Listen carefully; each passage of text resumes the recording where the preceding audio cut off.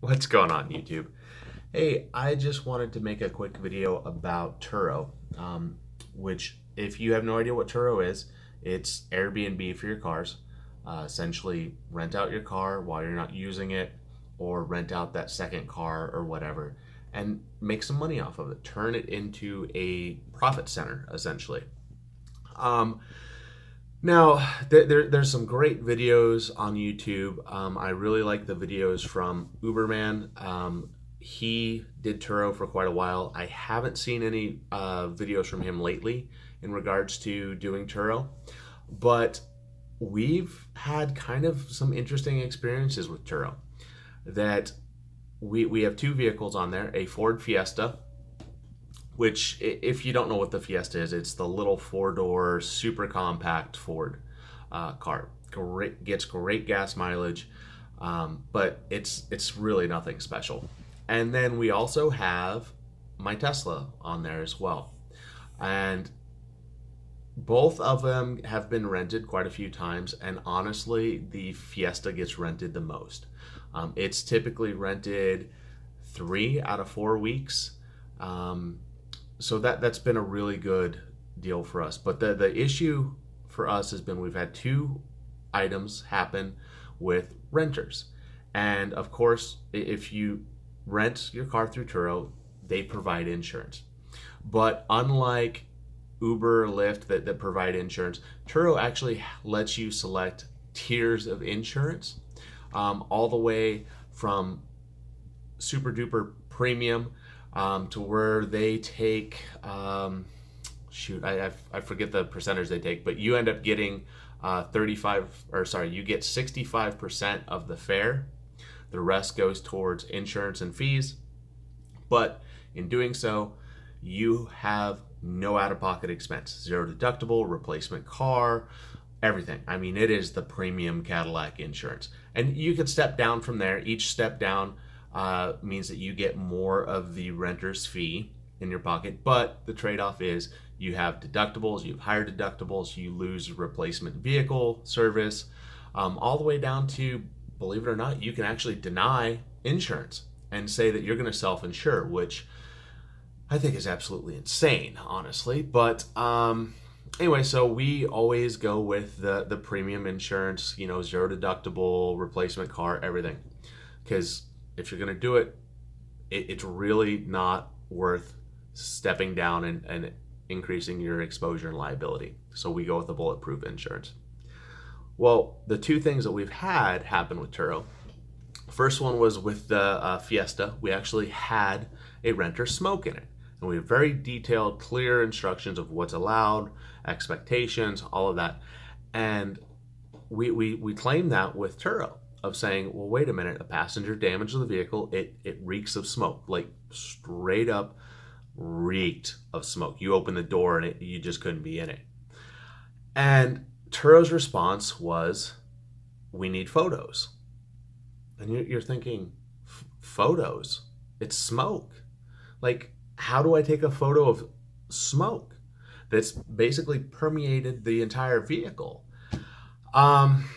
And so their response was they wanted evidence such as cigarette butts in the ashtray or ashes in the ashtray. And okay, I get that, but this renter, like I'm sure a lot of people that would smoke in a non-smoking car or hotel room or whatever, was smart. They totally cleaned and vacuumed the car. So there was no physical evidence other than this very putrid smell. So we went back and forth, and finally Turo gave us $50, which, to have the car cleaned and to get rid of that smell, cost way more than $50, but it was something. And that was the first issue that we had. And to me, I would have thought they would have said, take it to a detail shop or something like that. Get an outside professional opinion of, is this smoke, what it would cost to clean, so on and so forth. Not just say we need photos and leave it at that. So that was very kind of discouraging. But we'd had good renters, good luck before that, so we thought, okay, maybe that's a one-off. Let's kind of, I guess, let it be. Well, the most recent issue is with the Tesla. Had a gentleman rent it, and during the rental period, uh, he had a flat tire, which used Tesla's wheel and tire program, which that's essentially Tesla will come out and put a new loaner tire on your car that's a rim and tire, that you can either get to where you're going or continue using the car until they can fix your tire at the service center, because Teslas do not have a spare tire. And in the whole time we've had the Tesla, 2.5 years, we have never had to utilize this program. But gotta say, was very happy with the program. They came out relatively quickly. It was probably about 20 minutes. There was no charge for that. They did take the old tire and rim from my car to the service center, and it was over the weekend. So the following Monday, when they were open for business, Tesla reached out and informed me that the tire could not be fixed. That it had been run flat. So wherever the tire went low or whatever, the renter had driven it a couple of blocks, a couple of miles or whatever to a gas station in the hopes of pumping it up. But in doing so, had run it flat. And so it compromised the sidewall. The tire was unsafe to put back on. Okay, got it. Ordered new tires. They came in because, of course, you got to put them on as a match set. So ordered 2 new tires, got that done, and filed the claim with Turo. And so initially Turo said, okay, we're going to need some information. I get it. You need info. So they asked for the invoice from Tesla for the roadside service and the tires being put on. Okay, told them it's going to be a couple of days. I'll get it to you when I get it from them, because I was booked. I couldn't get up to the service center, which the service center was super awesome about. Hey, we get it. You're going to need that tire for a couple, 3-4 days. Get up here whenever you can. Okay, no complaints there. Get the tires put on and send the invoice over to Turo. And, the Turo, the invoice says, Mountain Balance 2 tires. Tesla recommended changing all 4 tires. And the reason Tesla recommended changing all 4 is because I do not run Tesla recommended tires, the low rolling resistant tires, simply because they're super expensive. They're about $300 a tire, and they only add about 2% efficiency. And their lifespan is not that long. They're about a 30,000 mile tire, best case.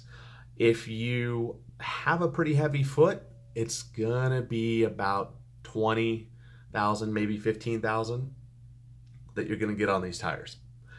So I run a different brand that I've used for years. Get them from Tire Rack, phenomenal tires. They run about 110 each. Tesla put them on, made me sign the waiver, not a big deal. But they always recommend, every time I take the car in for any service, that I replace all 4 tires because they're not Tesla approved. So I believe this triggered the next issue, where Turo saw that and then wants receipts from when I purchased the tires that were on the car that blew out. So now I've got to go back, look that up. It's not available in my Tire Rack account, which Tire Rack used to have every order I ever had in there. But now I have to call Tire Rack to get that information to give to Turo, which the tires were put on in the late fall, like November, December kind of area. I guess that's winter at that point. So they're not that old, but I have a feeling that Turo's going to look at that and they're going to do some sort of deduction and depreciation or whatever, and say, yes, it was a $110 tire with mounting and balance. It's $160, because trust me, Tesla charges a lot to mount and balance. They're probably going to try to give me like $100, $75. So at the end of the day, did I really make money renting my car out? Not really. Not if I have to come out of pocket to fix this. And that's the idea, or at least that was the idea to me, behind paying for the premium insurance, that it would cover any sort of issues for the full extent of that issue, the value, the cost, everything. But it just seems like every time that we've had any issue with Turo, or we've had questions or anything like that, it's a battle. You have to be on it and document everything. You have to have a million pictures. And at the end of the day, is it really worth it?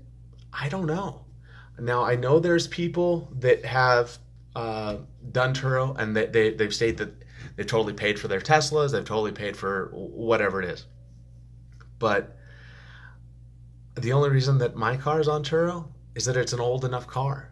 I mean, it's got a few scratches, it's got a few imperfections at this point. I definitely wouldn't put a brand new car on Turo that I cared about, because some of these renters just tear it up, and then you've got to fight Turo. And let's face it, there's no way to take a photo of every possible item in your car that could be damaged. Now, damage can be anything. Is it a scratch, or did they rip the door handle off? I mean, that's very tough. And after this experience, we're not done fighting it yet, but I'm kind of feeling browbeat already, and probably, depending on the outcome of this, we'll decide whether or not I keep my car listed on Turo. At least keep the Tesla listed on Turo or not, because the Ford Fiesta is relatively cheap to fix. There's really nothing that can break on it, so we might just keep that on there as a budget car, because why not? But I don't know, man. The way people treat premium cars on Turo, it's really shocking. But also, that's why we run video cameras in them, everything like that, dash cams, to ensure this, to protect us, the people that are lending the car out, but also the renters, so we could go back and check footage of what happened and all of that. And that still doesn't help. So at the end of the day, I don't know about Turo, guys. I mean, comment below if you guys have used it, if you have good luck with it. It might just be our market and our area. But so far, I really feel like a better use would be putting the car on Uber or Lyft, because at least you're in control of the vehicle and you're running the vehicle. But again, you've got to have time to do that, which we do have our vehicles on there as well, and that will be a different video. Thanks so much, guys. Have a good day.